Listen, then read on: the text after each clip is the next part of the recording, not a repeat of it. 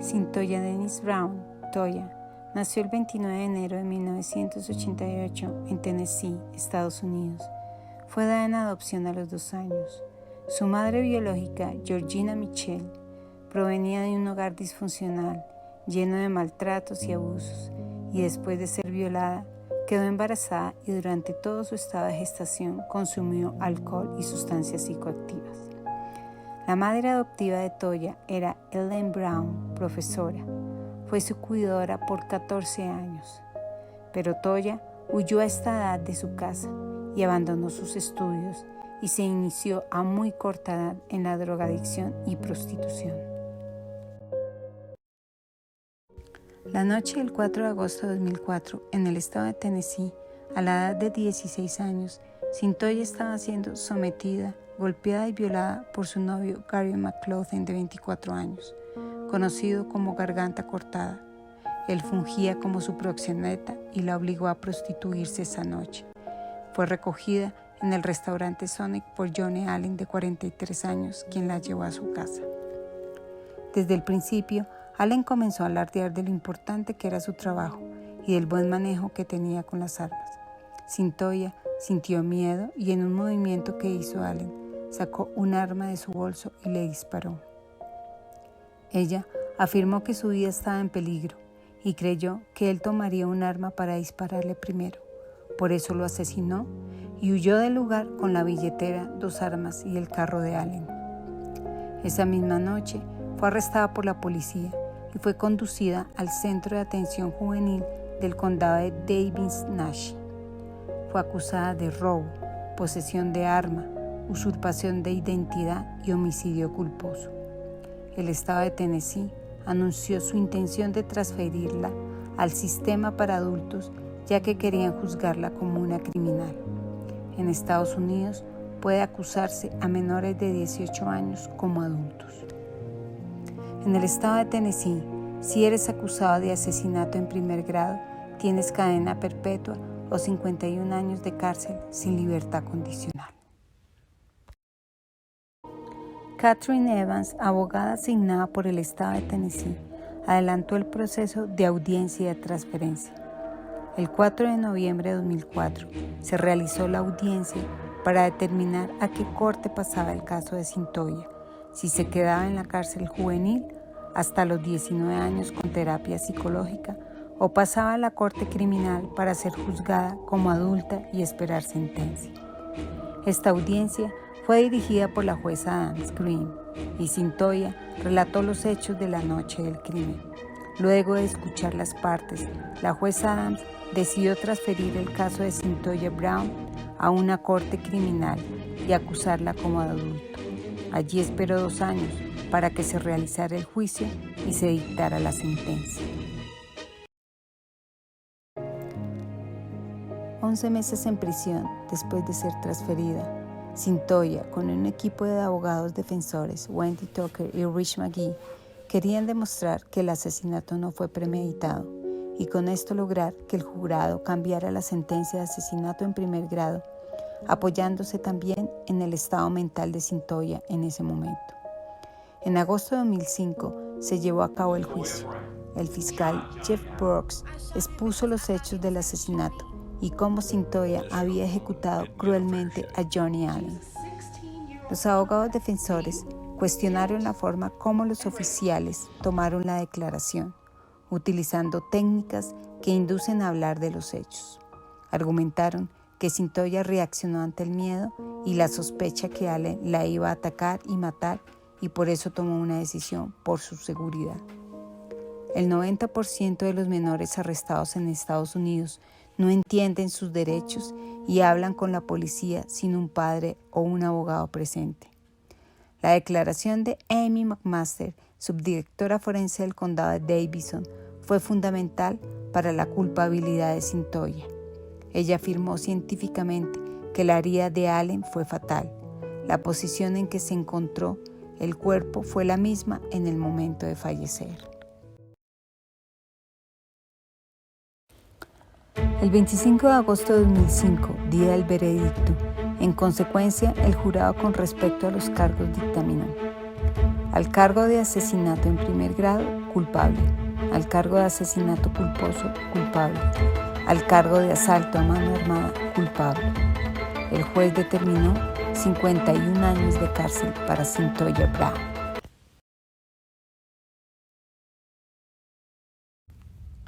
En julio de 2010, con 5 años de prisión y 22 años de edad, Cyntoia es asistida por el nuevo equipo legal pro bono de la oficina de abogados de Charles Bond McAllister. Bond vio el documental de Cyntoia y se conmovió al ver que no tuvo un trato justo en el juicio de 2006. Y con su mejor amigo Houston Gordon, también abogado, analizaron el caso con todos los antecedentes de violaciones, alcohol y drogas de la familia biológica. Revisaron la sentencia, identificaron el abuso de alcohol de su mamá en la etapa del embarazo y concluyeron que Cyntoia era una niña sin oportunidades antes y después de nacer, y concluyeron que esas circunstancias la afectarían toda su vida hasta el presente. Se buscó a los mejores expertos del síndrome de alcoholismo fetal para evaluar el caso. Con esto, llevarían al Tribunal Penal del Condado de Davidson una apelación post-condena, presentando evidencias y argumentos para convencer al juzgado con esta apelación. 2/3 de las apelaciones penales presentadas a la Corte son revisadas y de estas el 81% son denegadas.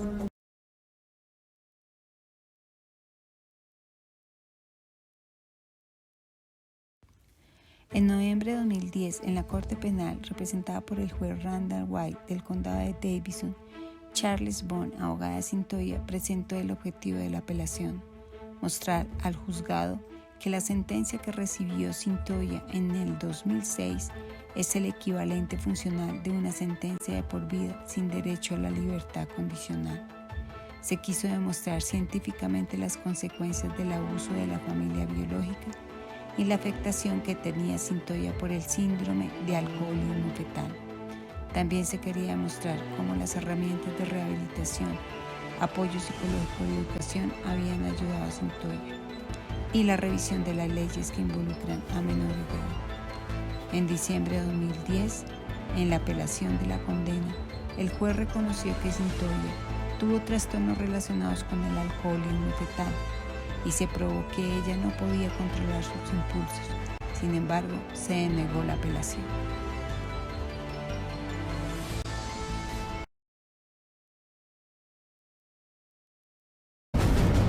Para efectos del análisis del caso de negociación, nos enfocamos en la solicitud de petición de clemencia de Cyntoia al gobernador Haslam. En esta petición de clemencia, las partes eran Cyntoia Brown y sus abogados defensores y el gobernador Bill Haslam y su junta asesora de clemencia. El gobernador Haslam, durante su mandato, estableció una junta de clemencia para darle la oportunidad a los convictos presentar sus casos y la posibilidad de ser indultados por sus delitos. La Junta de Clemencia y de Libertad Condicional, conformada por 6 personas, decidió escuchar a Cyntoia para el 19 de mayo de 2018. Entre las posiciones identificadas para cada parte encontramos: en Cyntoia, las personas merecen una segunda oportunidad. Se ha rehabilitado desde que entró en prisión y es un miembro útil a la sociedad. Dice que es una persona más consciente en cómo se comporta y cómo afecta a los demás. La posibilidad de revisar las normas en protección de los derechos de los niños. En el 2004 fue considerada prostituta, tratada como un adulto y tenía 16 años. La rehabilitación, cuando obliga a crecer, es lo que hace el cambio. El esfuerzo te hace ser una mejor persona. La educación es una herramienta de transformación. Solicitan a la Junta de Clemencia y Libertad Condicional que recomiende al gobernador una reducción de sentencia por asesinato de segundo grado y así sería candidata a la libertad condicional, pero aún con un expediente criminal, perdiendo muchos de sus derechos como ciudadana, pero a su vez tendría la oportunidad de una vida útil y productiva, pero sobre todo libre. Gobernador Haslam, las personas merecen una segunda oportunidad, pero con establecimiento de límites como consecuencia de los actos.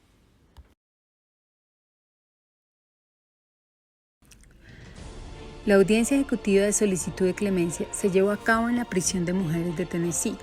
En esta participaron la defensa, Cyntoia Brown, Preston Shipp, fiscal de la época, abogada de la Corte Juvenil Katherine Evans, representante de la víctima Annie Whaley, Junta de Clemencia y de Libertad Condicional, representantes asesores del gobernador. Los criterios objetivos fueron: de Cyntoia Brown, la presencia de personas involucradas para que dieran testimonio de su transformación durante su estancia en la prisión. Presentó evidencias sobre 2 títulos universitarios y su récord de buena conducta, el favorable impacto que causó el documental y el apoyo de la comunidad a través de los medios de comunicación, la difusión que hicieron los medios y los noticieros. El gobernador, las leyes establecidas que le otorgaban el derecho a ofrecer clemencia e indulto, invitar a los familiares de la víctima de Johnny Allen para saber su opinión sobre el caso y tener la Junta de Clemencia como asesor para el caso. Las opiniones creativas de Cyntoia Brown, contar con el testimonio de Preston Shipp, quien fue su fiscal de su apelación y consideraba que debía seguir cumpliendo su condena, y al tiempo de su petición de clemencia, cambió de opinión, indicándole a la Junta que Cyntoia cambió y que debían concederle el perdón, y aprovechar el último periodo de mandato del gobernador, que es cuando, por lo general, conceden la clemencia. Finalmente, la Junta de Clemencia, y con posiciones divididas, decidieron recomendar al gobernador. 2. Sugirieron reducción de la sentencia de asesinato a segundo grado. 2. Sugirieron libertad condicional después de 25 años de prisión, es decir, en agosto de 2029. Y 2. Sugirieron declinar la solicitud. Ante la solicitud de reducción de sentencia y clemencia, el gobernador tiene el derecho constitucional para otorgarlo.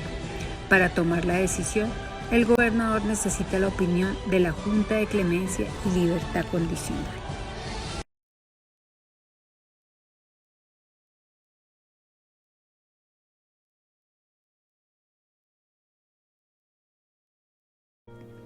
Analizando el caso, el objetivo e interés de cada una de las partes que eran: para Cyntoia Brown, obtener su libertad, y para el gobernador era ser justo y objetivo en el proceso.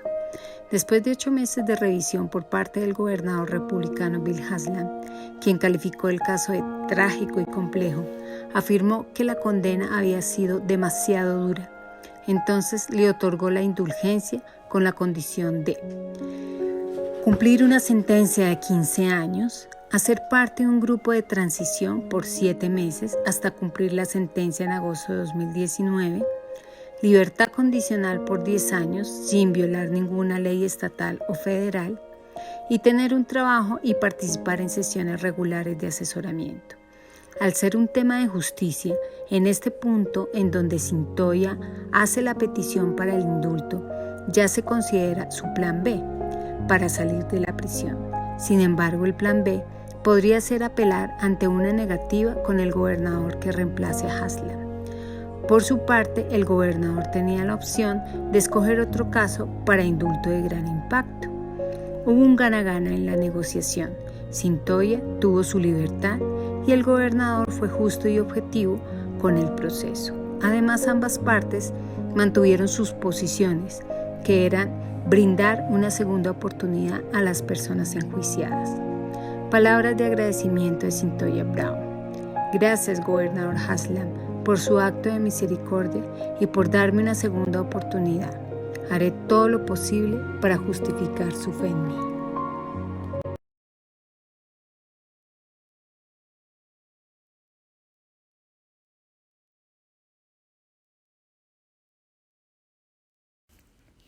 Este caso permitió que el estado de Tennessee formara sus leyes y ahora reconozca que no existe una niña prostituta, sino menores víctimas de trata sexual.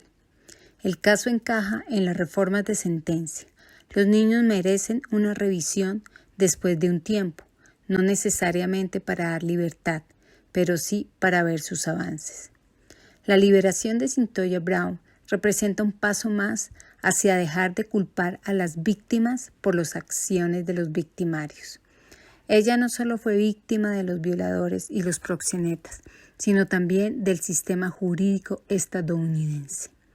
En la actualidad, Toya, a pesar de haber pasado la mitad de su vida en prisión, se graduó en la Universidad de Lipscomb, está casada y colaboró también con el sistema judicial juvenil como consejera de jóvenes, y según las autoridades es un modelo a seguir dentro del precinto. Esta negociación, al final de todo este largo proceso entre Cyntoia y el gobernador, le devolvió la libertad y la esperanza de vivir.